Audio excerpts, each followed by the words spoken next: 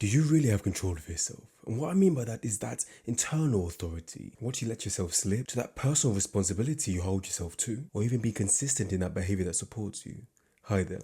Welcome. My name is Kanchefu, and here we talk about personal development. In particular, we talk about life after therapy. So if you're new here, make sure you press subscribe. But if not, welcome back.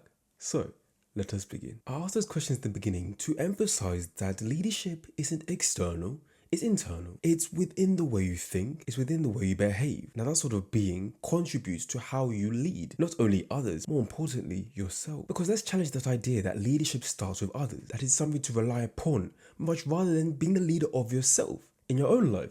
In your own thoughts, things that you want out of your life. Because I'm sure we all know what the lack of leadership looks like. That looks like inconsistency. That looks like low standards. Or that might even look like the lack of control. So with these two sides, let's think about it. Let's discuss the foundation.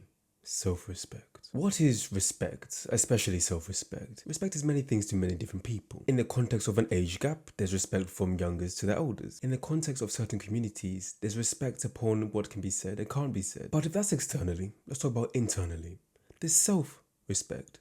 The respect you have towards yourself. Whether you realize it or not, you respect yourself to a certain degree, a certain level.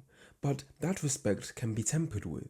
It can be neglected and ultimately can be pushed to the side as if it's not even there. So when self-respect erodes or collapses, what happens? It usually begins around breaking small behaviors. Things that you just let slip by, it's just this once, things that you allow much rather than stopping there and then. And this inconsistency, it weakens this authority that you have for yourself, which then makes you no longer acknowledge that you have a voice. It's almost as if avoidance replaces responsibility. And we could even say comfort overrides standards. Do you expect respect externally without that discipline internally? Because then we're discussing the loss of control of yourself. But in identifying all of this, we come in to discuss, okay, what's that next step? What can we do to support you, to guide you, to help you move forward today? So let's make 4 self-respect rules. First we need to do is frame it. Essentially, what is self-respect to you? Regardless of what's happened in the past, regardless of what you want in the future, what is self-respect to you? What does it look like? What happens and what doesn't happen? We end up creating non-negotiables, that these are things that self-respect is and that I adhere to. Or these are things that I don't find as self-respect, actions, words, behaviors that I don't adhere to. Because these rules create identity. They create who you are or what you're becoming, much rather than who you once were, what you have been through. The language changes, your identity changes, and you change. Next rule is for your standards. Answer this. What are your clear expectations for behavior? And if you're unsure what behavior is, it's the things you do, say, think, act. Simple as that. What are the clear expectations you have for your behavior? And then do what is planned regardless of your mood. Don't waver. Don't convince yourself out of it, but instead stay aligned to what you've said for yourself. Third rule, honesty. I got a question. Do you think you could have no deception? No talking yourself out of doing something that you know is good for you. No time, or could we say reducing the time of putting off something because you've convinced yourself otherwise. Because when that is likely to happen, it's about recognizing that your standards have now dropped. And then you can choose to take ownership or not. And last but not least, a self-respect rule about your restraint. Could you control impulses and reaction? Now that might feel uncommon and uncomfortable at first, but I want you to answer that question solely. Removing past experience, removing expectation for the future.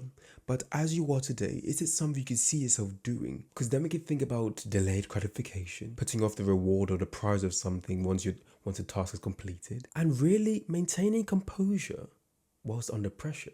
Now that's a deeper level of self-respect we're touching on. Now with these rules around different areas of your life, I ask questions around them for you to answer, for you to think about, and for you to acknowledge where you are in your own life. Think about somebody without self-respect. What happens? They break their routines, they make self-inflicted excuses, they avoid responsibility, and they feel out of control. But if we contrast that with somebody with those rules we just discussed, that person follows through consistently, maintains their standards, acts within control, and builds internal authority. It even begs the question to say, respect is built internally before it's ever built externally. Acknowledgements, achievements, praise from others comes and goes.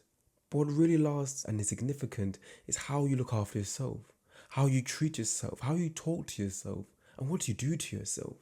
Because ultimately, I like a concept I created a couple years ago. When you are born, yes, you are attached to your mother, but once that cord is cut, you are alone with your thoughts, your feelings, your emotions. And you have to navigate this life through being this person alone. We have other connections with family, with friends, with colleagues, with hobbies and things that bring joy to life. But ultimately, when you come back home, it's you with your thoughts, it's you in that bed, it's you in your mind. So self-respect isn't just about not doing what you said you're going to do or doing what you said you're going to do, but much rather, it's about understanding the implications of not supporting yourself, the implications of not following through on your words, the implications that have led you here to this video to try and find support. And that's where I'm going to leave it today. My name is Kanchefu, and if you enjoyed today's discussion, make sure you press subscribe. If you'd like one-to-one support of your self-respect, comment the word discipline, and I'll send over a scorecard to help you determine which area of life you're in. My name is Kanchefu once more. Have a good day, morning, night or evening for wherever you're in the world watching this. Share this video with a friend or family member you've had a discussion about self-respect and things they want to do for themselves. I'm sure they'll find it helpful.